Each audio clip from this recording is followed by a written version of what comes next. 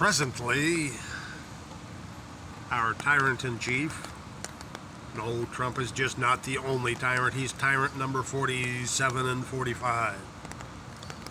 We've had tyrants in this country since at least George Washington, who was an unconstitutional president under two constitutions at the same time. He was not a member of Congress when he was sworn in as president, which was required under the Articles of Confederation, which was still in force when he was sworn in. He was sworn in under the Constitution of the United States of America, which was not lawfully enforceable, contractually enforceable, constitutionally enforceable, until about a year after he was sworn in.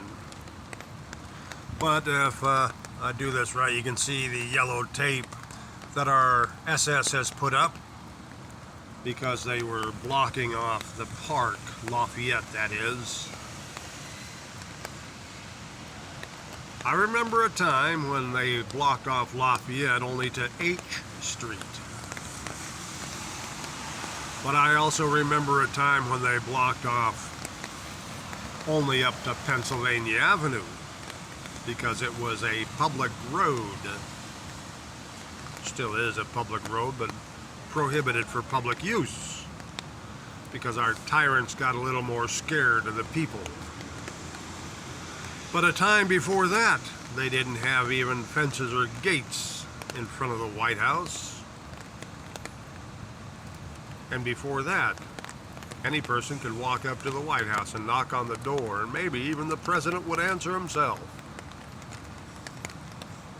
That's how far removed our tyrants have put the barriers of our access, while allowing access to those who have money and power and foreign country influence.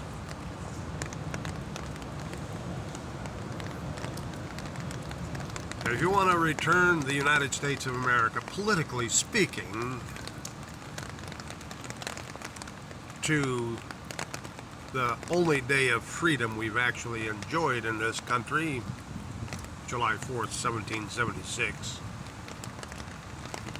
we went way off base on July 5th and continued diverting from the July 4th design right up to the present. We have not had 250 years of freedom in this country. People of color may say, well, slavery was abolished. And I say, but was it? They may have abolished the form of slavery in one way, but then they passed a whole horde of unconstitutional laws that enslaved those very same people and made them work for the very same slaveholders. Women will say, well, yeah, we got the right to vote. And then the government went ahead and passed a whole horde of laws saying that they have the right to control what happens to your body. Did you really win any freedoms? Taxpayers. Oh yeah, we got the right to vote. Oh, wait a second. But if you are a young taxpayer, sales tax, federal income tax, whatever, you're still denied your right to participate in voting. Show me 250 days of consecutive freedom in this country. You will be hard pressed. We've had the illusion of freedom in this country. We've propagandized it, tried spreading it around the world, and then we went to follow the various tyrants and despots and dictators all around the country because they did it. Why can't our politicians do it, right? I'm going to close this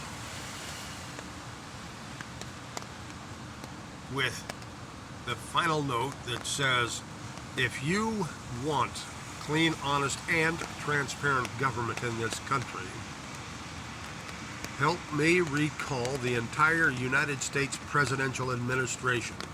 And yes, I am volunteering for that position through a recall election.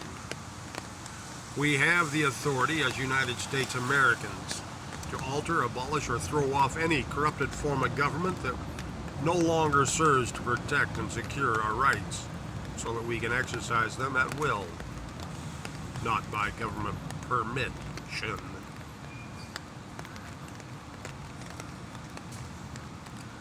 We can do it this year. We have 60 to 70% of the total number of registered voters already on board. It's just that they are just as ignorant as the rest of society. They have been conditioned and brainwashed into thinking that not submitting a ballot is the same as not voting, when that is incorrect. Not submitting a ballot is the same as not consenting or withholding your consent. And according to the Declaration, that is as valid a vote as is consent. The Declaration states governments derive their just power from the consent of the governed, which demands that more than 50% of the total number of people registered as voters must say yes to the same person or the same thing or fail for lack of consent. We have the numbers, that 60 to 70%. We've been conditioned to accuse of not voting and being not patriotic. If you verify their vote count, you will realize that they are the most accurate, most trusted voters there are.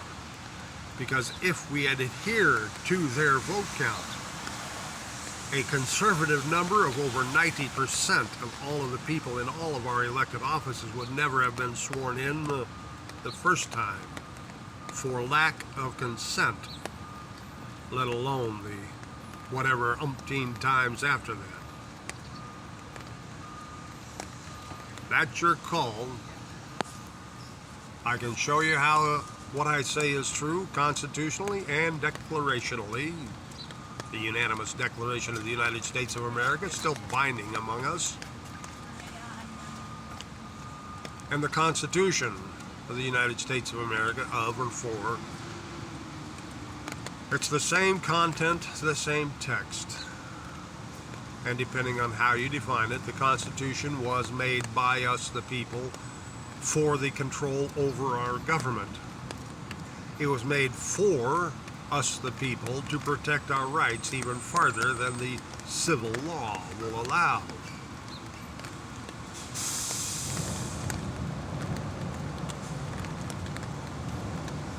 Think and do recall elections, and we need somebody and we need groups in every state of the union. Not every state in the union need agree, but every state in the union should participate. And then it is the majority of the people in the majority of the states that will make this recall happen, but only if we intend to enforce it once it does. I can't